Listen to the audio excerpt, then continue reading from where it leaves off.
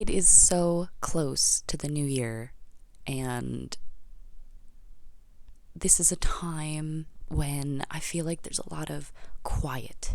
There's an inner quiet within most of us, just waiting for New Year's, just waiting for the clock to hit midnight so we can reset. And some of us have our goals laid out for us, but even then, sometimes we can feel really aimless or really stuck. And if right now that's how you're feeling, it's time to level up. And this is an exciting time. This is a time when we can really, truly take stock in our lives and see what it is that we truly want to work on. I will give you an example of something that I read the other day. And it was such good advice to me. I really, really sat with it. And I thought to myself, wow, if I would just apply this for this whole next year, my whole life would do a total 180. And so I challenge you as well to join me in this exercise. And I think you're going to find that you are more of an alchemist than you think. So, for instance, I'm going to give you an example. I'm going to tell you what it is that I read that inspired me so much. This quote was, find something, if you're feeling aimless, find something that makes you jealous and work as hard as you can to master it. For how long? Until you are no longer jealous. I absolutely loved that because there's so many times where I have considered jealousy to be bad or a toxic thing, and because it absolutely usually is. But what if we can reframe jealousy and envy, and what if we can use it to give us direction? I think that reframing jealousy is going to be the most interesting and fun way for me personally to just to change things and to rewrite some narratives in my life. I think that it's an amazing opportunity to be an alchemist, to change something that would be generally negative, like jealousy, and turn it into gold. Like, I just love that. I think there's so much opportunity in that. Jealousy is simply untapped potential. Take for instance, if you see somebody online and, maybe they're out doing something, I don't know, for an example, they're skiing and you've never gone skiing before and they're really good at it and you want to be good at it and you're so jealous. It's often like this feeling of like, oh, I could never do that, or oh, it's not fair, why do they get to do that? But that's just untapped potential. If you're jealous of something, it's because you not only have the potential to receive it or do this thing or learn this thing, you have the potential to master it and change and realize that, are you jealous of somebody's hair? Are you jealous of somebody's outfit?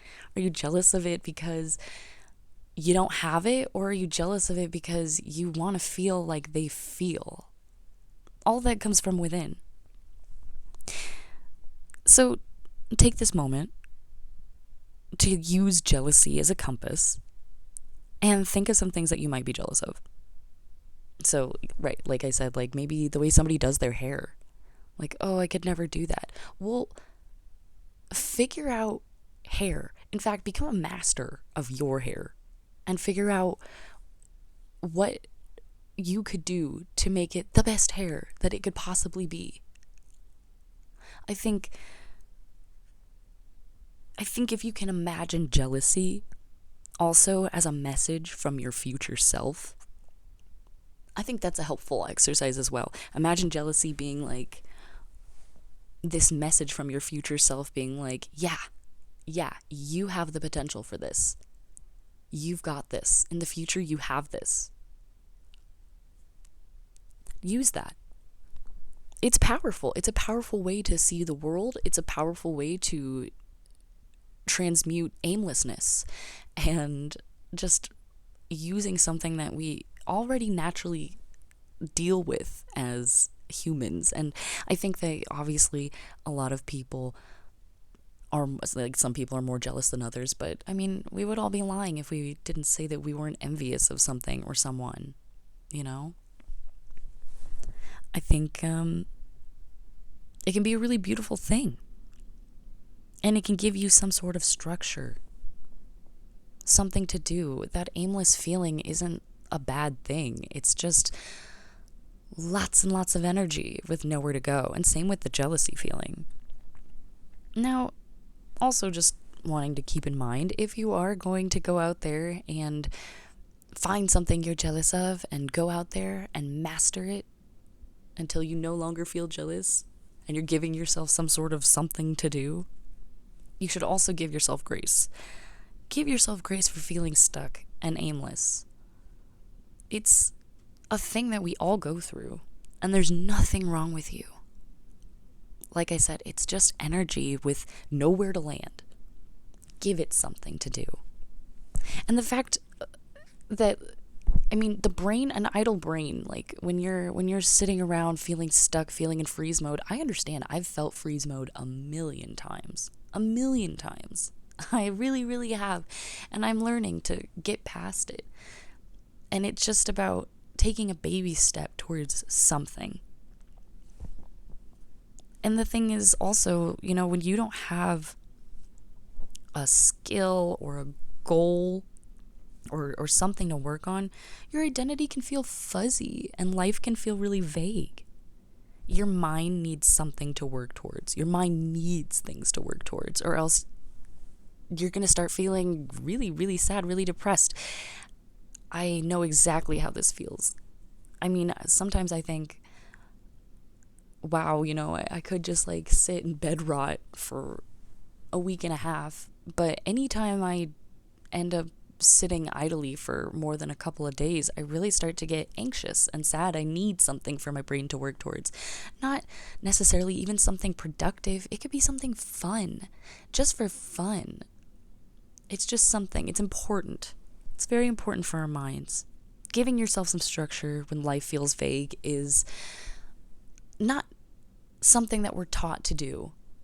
We're often, I'm sure, just looking for somebody to point in the direction and tell us what to do. But I think that this is a really, really great way that we can use the emotions in our body as compasses and change lead into gold. I believe in you. You got this.